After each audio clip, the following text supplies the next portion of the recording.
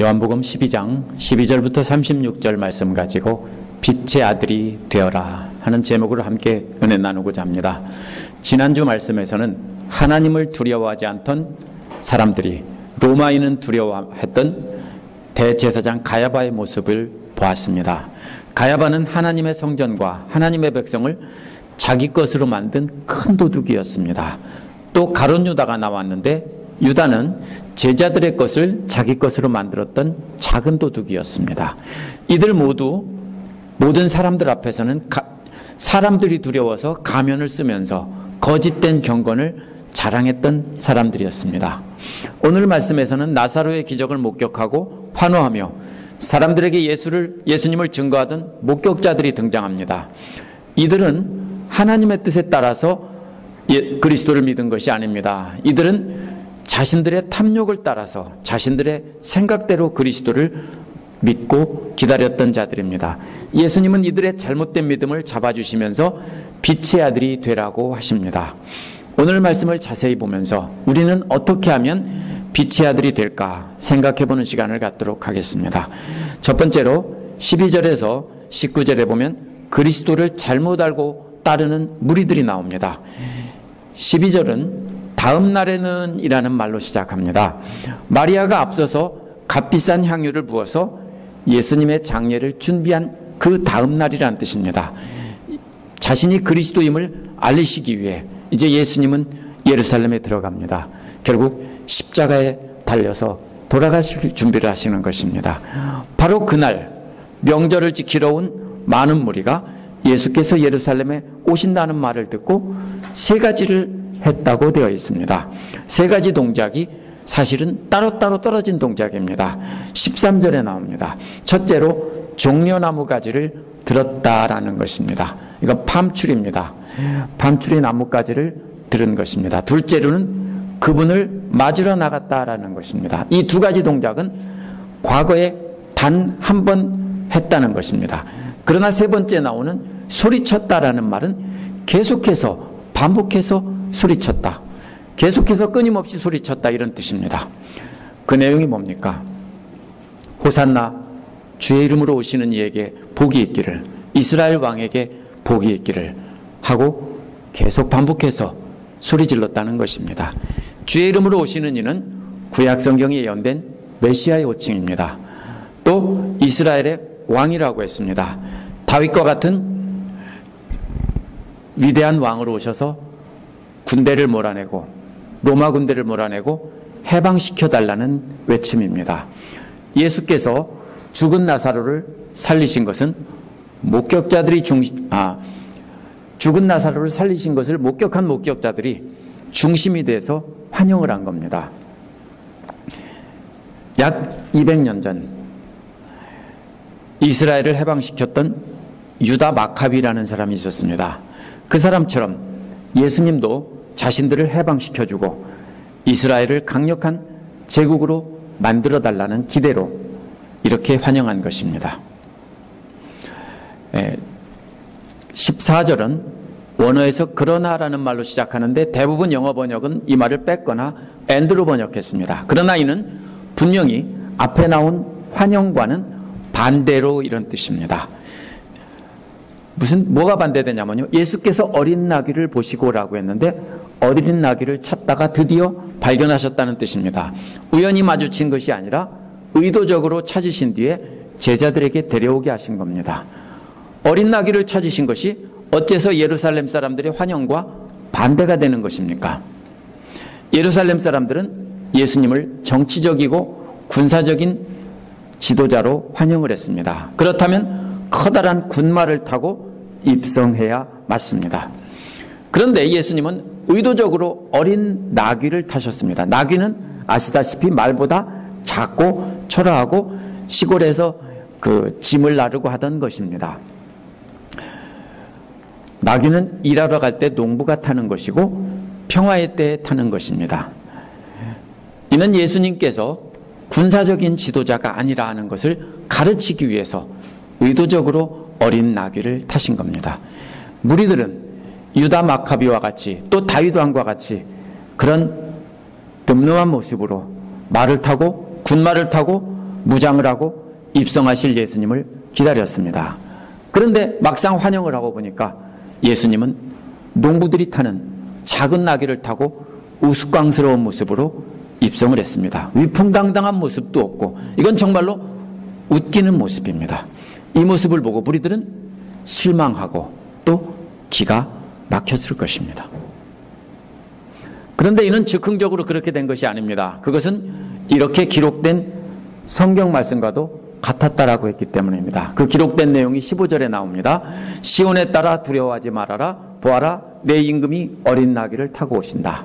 시온의 딸이란 예루살렘 주민을 비유적으로 표현한 말입니다. 정복자가 군마를 타고 예루살렘에 입성하는 일이 이스라엘 역사에 많이 있었습니다. 그런데 대부분 어떤 일입니까? 정복자들이 이스라엘을 정복하고 와서 죽이고 압제하는 것이었습니다.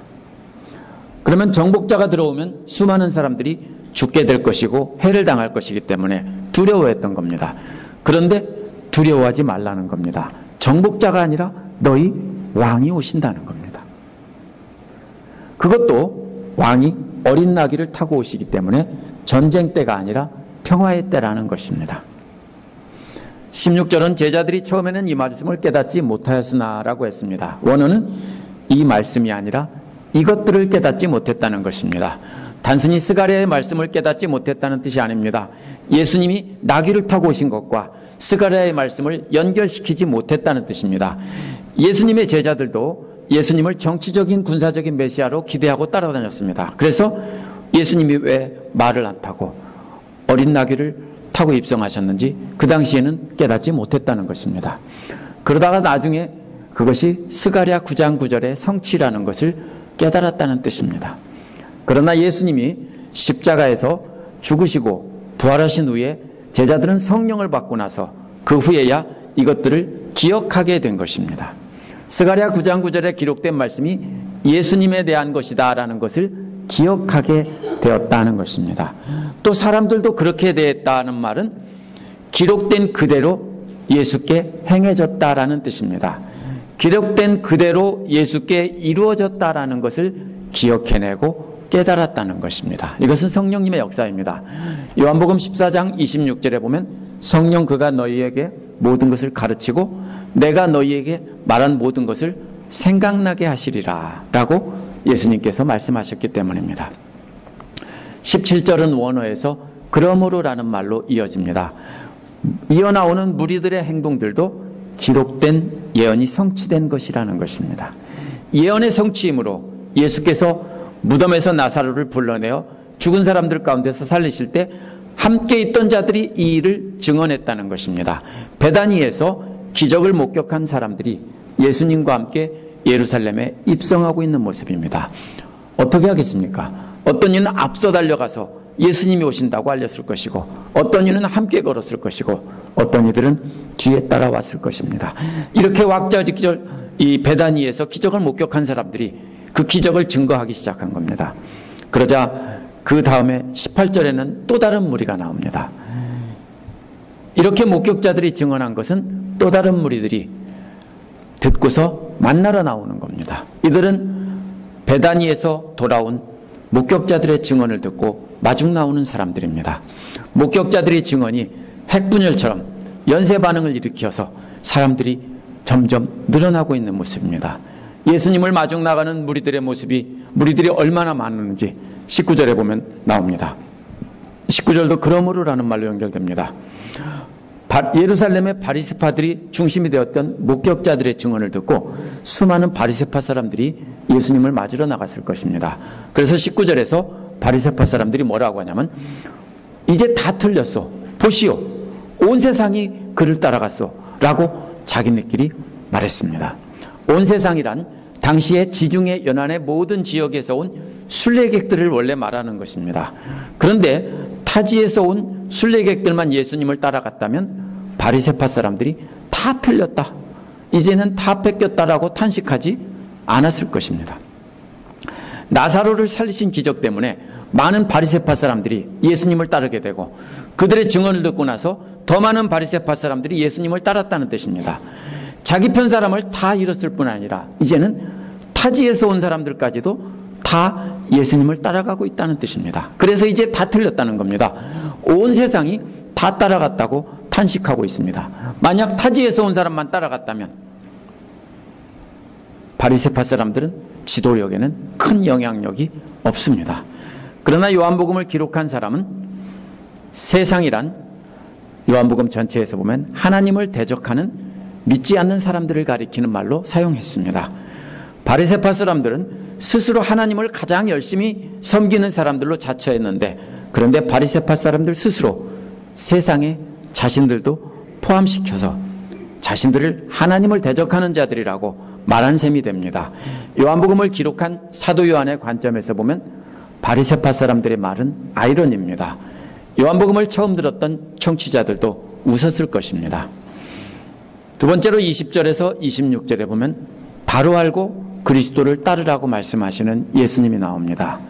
20절은 원어에서 그런데라는 말로 이어집니다. 19절과 연결이 됩니다. 앞에서 바리새파 사람들과는 반대로 그리스 사람들이 등장했기 때문입니다. 그래서 그런데라는 말을 썼습니다. 바리새파 사람들이 누굽니까? 유대인들 중에서 믿음의 중심에 서 있던 가장 열심인 신앙인들입니다. 근데 이들은 율법을 맡았기 때문에 죄인들과 이방인들이 성전에 들어오지 못하게 막았습니다. 그런데 그리스인이라는 말은 실제 그리스에서 왔다는 뜻이 아니라 그리스어를 사용하는 이방인이라는 뜻입니다. 바리새파 사람들은 이방인들이 유대인의 성전에, 유대인들의 마당에 들어가지 못하게 했습니다. 이방인들은 성전에 온다고 해도 이방인의 뜰에 머물러 있어야 했습니다.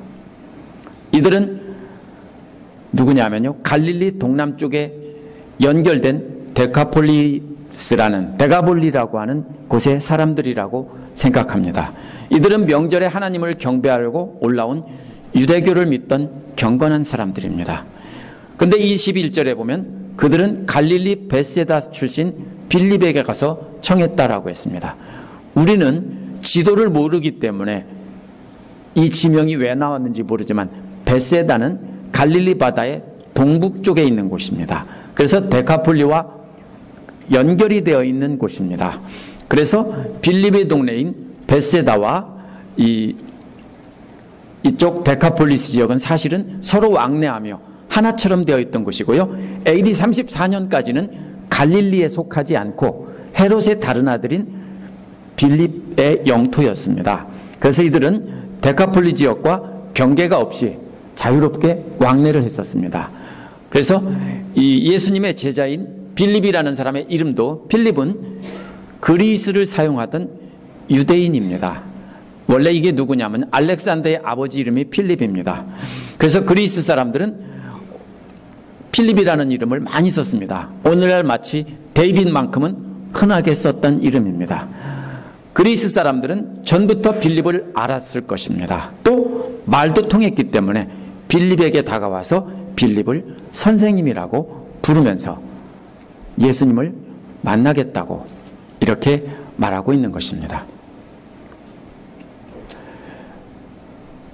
그래 보면은 21절에 보면 그들은 갈릴리 출신 베세다 출신 빌립에게 청했다고 했죠. 근데 빌립이 또 뭐라 했습니까? 22절에 보면 안드레에게 갔다고 했는데요. 앤드류도 역시 그리스에서 그리스 사람들이 흔히 쓰던 이름입니다. 역시 그리스어를 사용하던 이 헬라파 유대인일 가능성이 높습니다. 그래서 같이 말이 통하는 사람이고 같은 그리스 문화를 속에 살던 사람이기 때문에 이제 두 사람이 가서 예수님에게 그 말을 전했습니다. 이 4세기 교부이고 역사가였던 유세비우스가 쓴 그 히스토리아 에클레시에라는 교회 역사라는 책이 있습니다. 오늘날까지 그 4세기 기록이 남아있는데요. 그 3권 31절에 보면 빌립이 골로새와 인접해 있던 히에라폴리스에서 죽었다라고 되어 있습니다. 왜 그 먼 곳에 가서 죽었을까요? 오늘 본문에서 그리스 사람들이 빌립에게 온 것은 앞으로 빌립이 이방인들에게 복음을 전하다가 그곳에서 죽을 것이라는 것을 알려준 것이라고도 저는 생각합니다. 그리스 사람이 예수님께 오자 23절에서 예수님은 인자가 영광을 받을 때가 왔다라고 하셨습니다. 그리스 사람들이 때를 알리는 신호탄이 된 것입니다. 그때까지 그리스 사람들은 유대인의 성전에서 유대인의 뜰에 들어갈 수가 없었습니다. 그러나 이제는 예수님께서 영광 받으실 때가 왔다라는 것은 이제는 유대인이나 그리스 사람이나 차별 없이 하나님께 나갈 때가 왔다라는 뜻입니다. 영광 받는다는 말은 십자가에서 돌아가신다는 뜻입니다. 24절에서 진정으로 진정으로라는 말은 원어에서 아멘 아멘입니다. 특별히 기억해야 될 진리를 말씀하실 때 강조한 말씀입니다. 예수님이 밀의 비유로 말씀하십니다. 밀알 하나가 땅에 떨어져서 죽지 않으면 한 알 그대로 있는데 죽으면 열매를 많이 맺는다고 했습니다. 땅에 떨어져 죽는 밀알은 예수님을 가리키는 말입니다. 이제 예수님이 죽을 것이라는 것입니다. 하지만 이는 또 제자들도 그렇게 예수님을 따라 죽을 것이라는 그런 가르침입니다. 밀알 하나가 땅에 떨어져 죽으면 많은 열매를 맺는 것처럼 예수님께서 십자가에 달려 돌아가셨다가 부활하시면 유대인이나 헬라인이나 차별 없이 수많은 생명이 구원을 받는다는 뜻입니다. 제자들도 역시 예수님의 뒤를 따라 죽기까지 복음 전하며 수많은 생명을 구하게 된다는 뜻입니다. 25절에서 예수님은 그 비유의 뜻을 설명하신 겁니다. 자기 목숨을 사랑하는 사람은 잃을 것이요 이 세상에서 자기 목숨을 미워하는 사람은 영생에 이르도록 그 목숨을 보존할 것이다.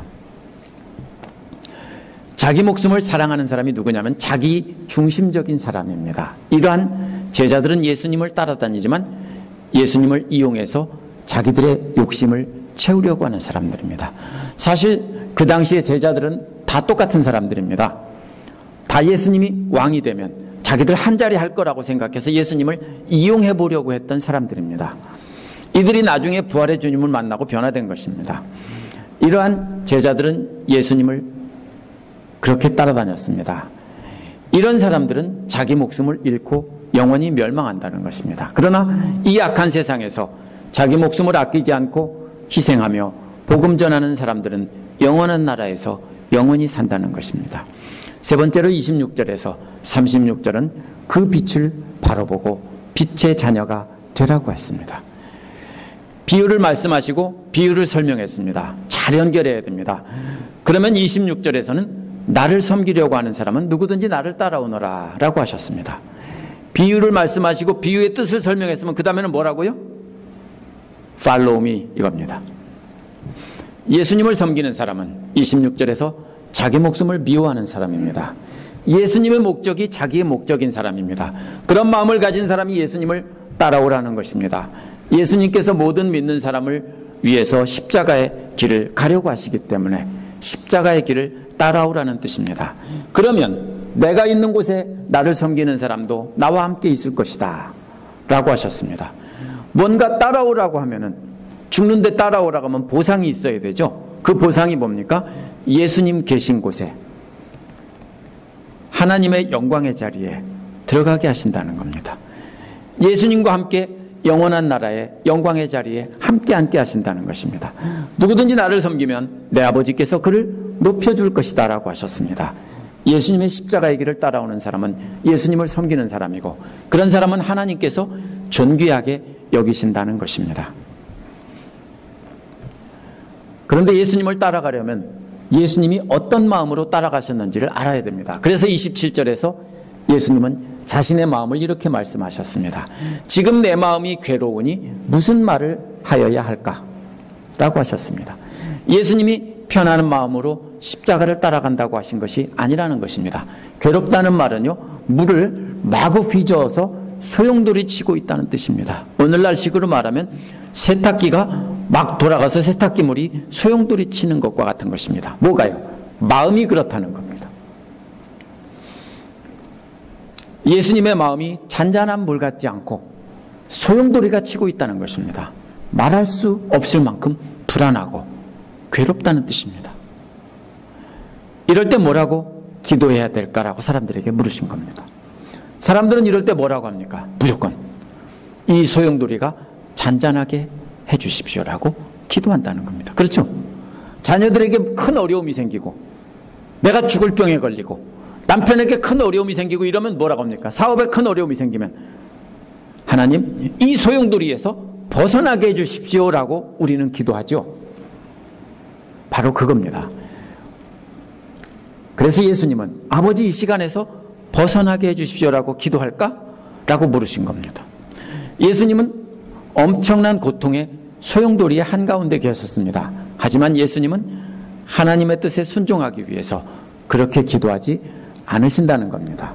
나는 바로 이 일 때문에 이때에 왔다라고 했습니다. 이때라는 말은 이 시간에 왔다는 것입니다. 이 시간은 십자가에 달리는 시간입니다. 예수님은 십자가에 달리는 그 시간으로부터 건져달라고 하지 않고 오히려 원어를 보면 그 시간 안으로 들어가셨다라고 하셨습니다. 예수님은 그 십자가의 죽음의 시간 안으로 들어가셨습니다.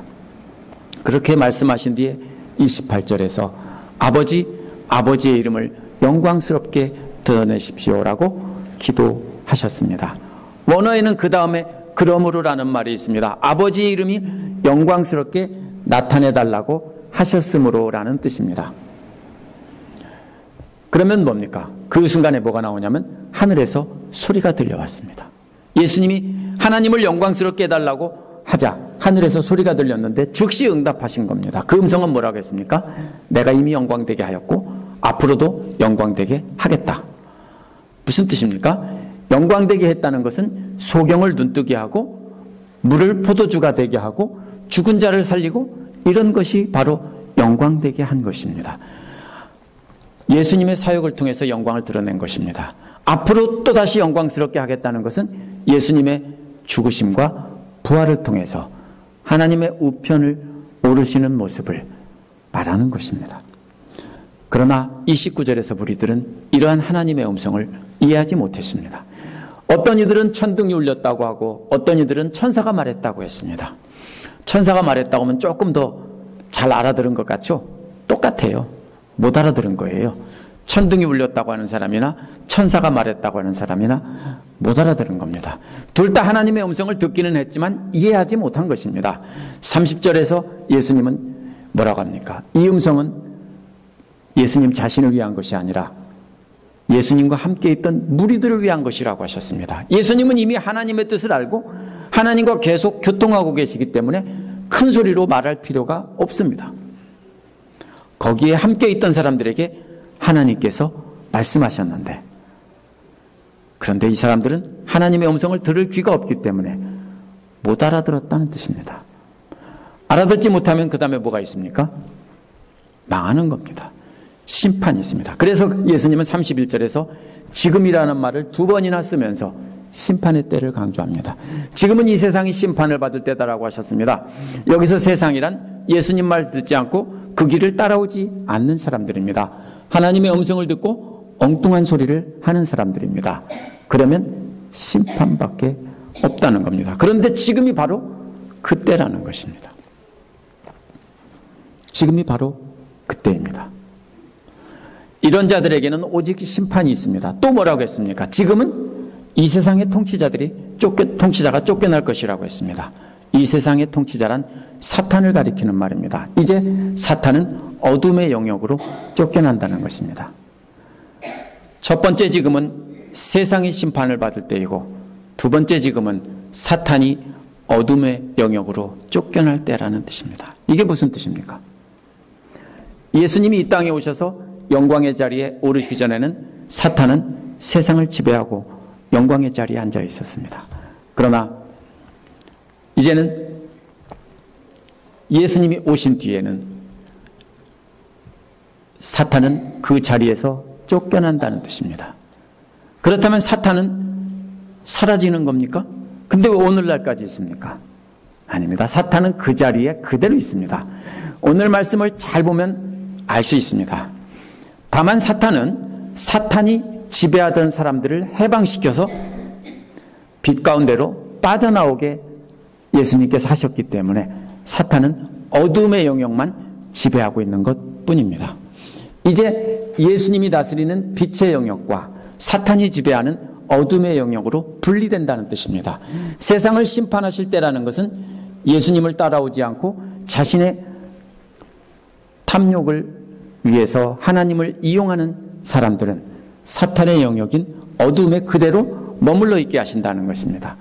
그리고 사탄도 그들만 지배하도록 그들의 영역으로 쫓아내신다는 뜻입니다. 그래서 사탄은 여전히 그대로 있습니다.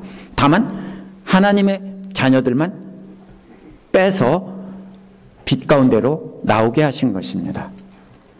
그래서 빛의 영역에서 결국은 사탄은 쫓겨난 셈입니다. 그러니까 오늘날까지도 사탄은 그렇게 세상을 지배하고 있습니다.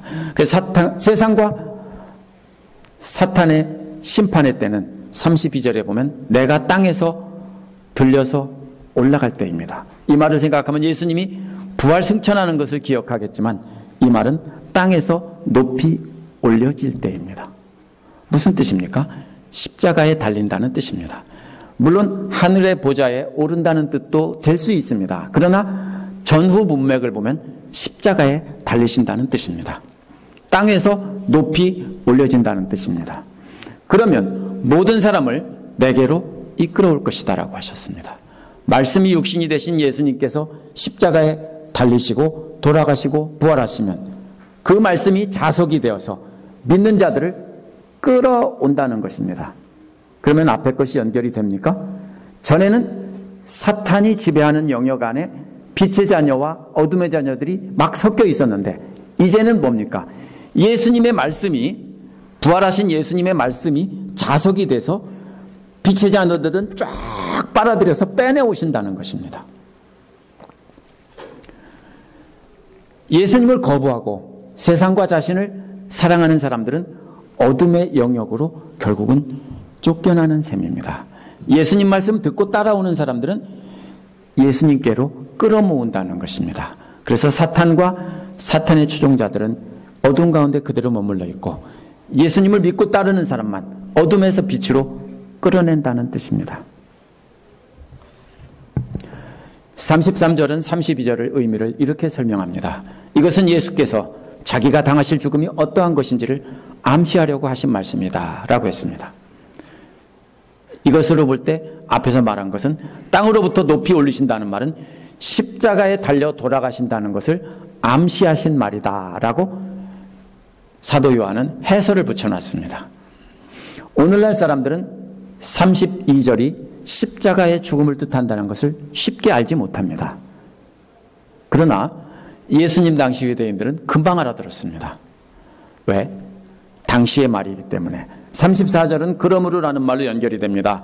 예수님께서 십자가에 달려 죽으신다고 설명하셨으므로라는 뜻입니다.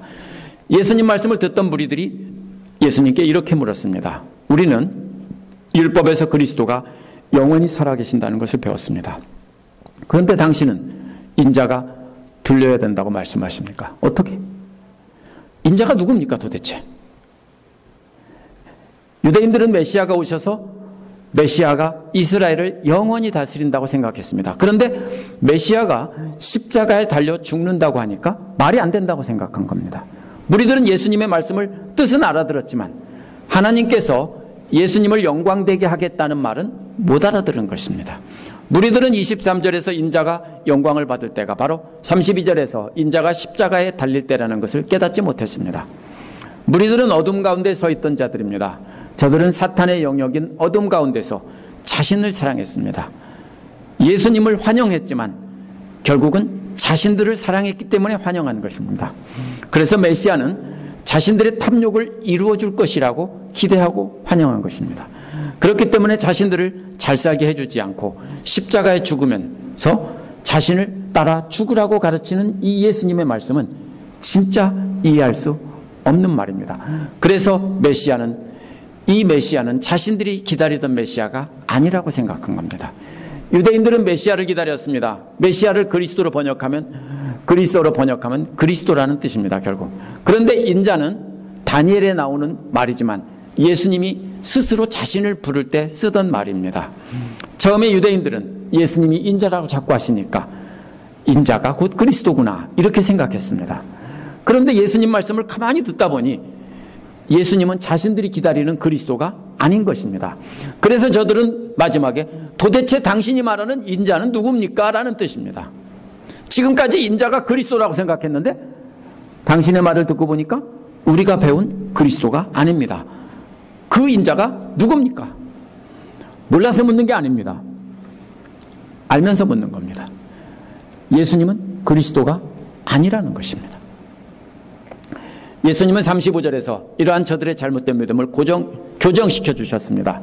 35절에 역시 그러므로라는 말로 시작합니다. 무리들이 예수님은 그리스도가 아니라고 거부했으므로라는 뜻입니다. 무리들에게 예수님은 35절에서 아직 얼마 동안 빛이 너희 가운데 있을 것이다 라고 하셨습니다.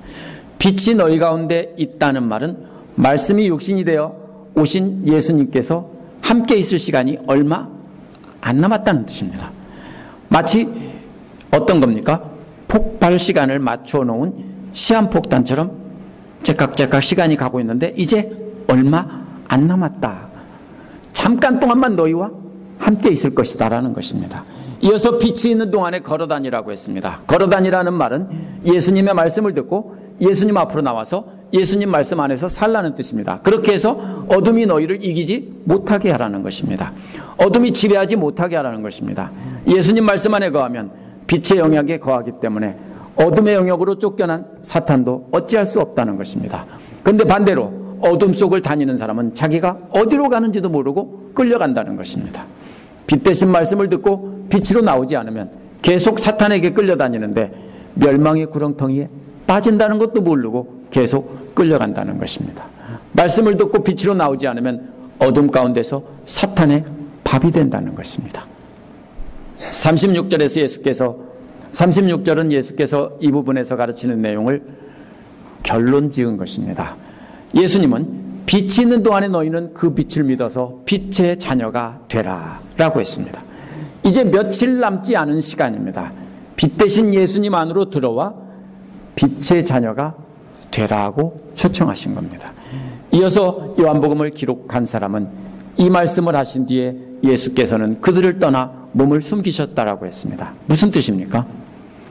예수님을 따라오면서 환호하던 수많은 무리들, 예수님을 마중 나온 이 무리들이 예수님의 가르침을 거절했다는 것입니다. 저들은 자신들이 기다리고 있던 그리스도와 예수님이 전혀 다르다는 것을 알고 예수님이 그리스도를 사칭한다고 생각했을 것입니다.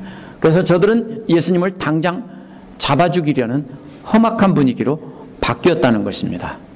이런 상황입니다. 정말 사랑하고 기대했던 사람에게 배신감을 느끼면 뭐라고 합니까? 온열에 서리빨이 내린다고 하죠.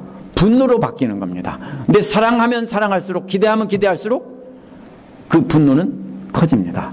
그래서 예수님을 환호하던 무리들은 자기들의 기대가 어긋나자 분노 때문에 예수님을 죽이려고 했다는 뜻입니다. 이제 분위기는 싹 바뀌었습니다. 그래서 예수님은 그들을 떠나서 숨으셨다는 겁니다. 예수님이 이들 앞에 다시 나타나는 그때는 이제 십자가에 달리는 일만 남아 있습니다. 그만큼 분위기는 점점 험악해지다가 이제 최고조에 달했습니다. 오늘날 예수를 믿는다고 하는 사람들도 혹시 예수님 당시에 유대교를 이끌어가던 바리새파 사람들과 같지 않은지 생각해 봐야 합니다. 만약에 성경을 자세히 보고 진리를 깨달아 따라가려고 하지 않으면 결국 자기들의 욕심을 따라 예수를 믿고 복받고 잘 살게 된다는 말만 듣고 가르치고 하게 되는 것입니다. 이미 답은 정해졌습니다. 예수님은 나에게 복 주시는 분. 그래서 교회 나옵니다. 그러면 나머지는 안 듣습니다. 뭐만 듣습니까? 그 말만 듣습니다. 만약 그렇게 한다면 아직도 어둠 가운데 머물러 있다는 뜻입니다. 초대교회는 시절에는 기독교가 순수성을 간직했습니다. 왜? 핍박 때문에 진짜 믿는 사람만 있었어요. 그런데 313년 콘스탄티누스 황제가 기독교를 공인한 이후 예수를 믿으면 핍박받는 게 아니라 세상에서 잘 되고 높은 자리에 앉는 그런 출세의 수단으로 바뀌었습니다. 그 뒤에 기독교는 엄청난 타락을 하게 됩니다. 로마 제국 전체가 기독교로 바뀌고 기독교 국가가 됐지만은 대부분 가짜 신자들입니다. 그렇게 해서 기독교가 널리 퍼졌습니다. 강제로 기독교인이 된 것입니다. 중세 유럽에서도 예수를 믿는 것이 특권이 되는 수단으로 변질되자 사람들은 기독교를 이용해서 부귀영화를 누렸습니다. 미국에 건너온 많은 수의 기독교인들도 역시 자기들 멋대로 예수를 믿었습니다. 미국 대륙이 새로운 가나안 땅이라며 성경을 이용해서 자신들의 탐욕적인 행위를 정당화시켰습니다. 그때 그렇게 했을 때 신학적으로 그거를 뒷받침해주며 너희들이 옳다라고 해준 것이 바로 미국의 크리스찬들입니다.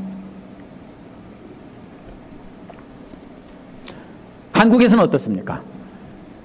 지금 제가 교회 역사를 간단하게 훑어보고 있습니다. 한국에서는 예수를 믿으면 복받고 잘 살게 된다고 해서 1950년대, 60년대 그 어려운 중에서 많은 사람들이 예수님을 믿고 구원을 받았고 자녀들을 위해서 기도하고 하다가 그 자녀들이 다 잘 됐어요.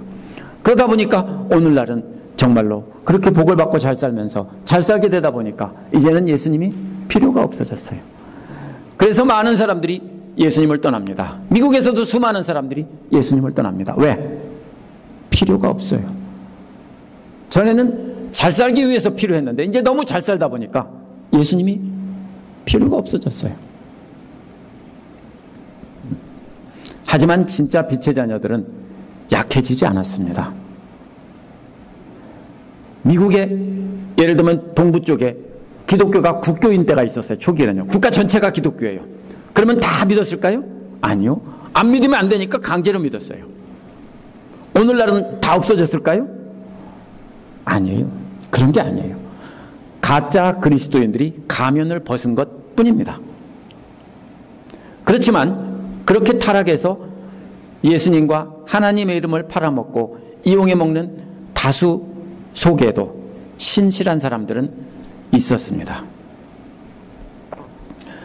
그 신실한 사람들은 계속해서 교회 역사에 이어져 왔습니다. 우리도 우리 마음대로 예수를 믿고 이용하다가 멸망하는 자들이 되지 않고 진정한 빛의 자녀로 그 명맥을 이어가려면 우리도 예수님을 바라봐야 됩니다. 특별히 말씀이 육신이 되셔서 우리에게 전해주고 가신 예수님의 가르침을 잘 듣고 배워서 빛으로 나와야 합니다. 예수님께서 하신 말씀 진짜 뜻이 뭔지를 알아야 됩니다. 진정으로 우리가 예수님의 가르침을 따라 자신의 탐욕을 죽이고 자신을 희생시켜가며 하나님과 이웃을 사랑하면서 빛 가운데 다녀야 합니다. 그렇게 한다면 영원히 하나님 나라에서 영생하는 복을 누릴 것입니다. 지금도 잠깐 허락된 시간입니다. 예수님 시대에 일주일도 안 남은 시간이 타임머신 뭡니까? 시한폭탄에 타이머가 켜져 있고 이제 얼마 안 남았다라고 했는데 오늘날도 마찬가지입니다.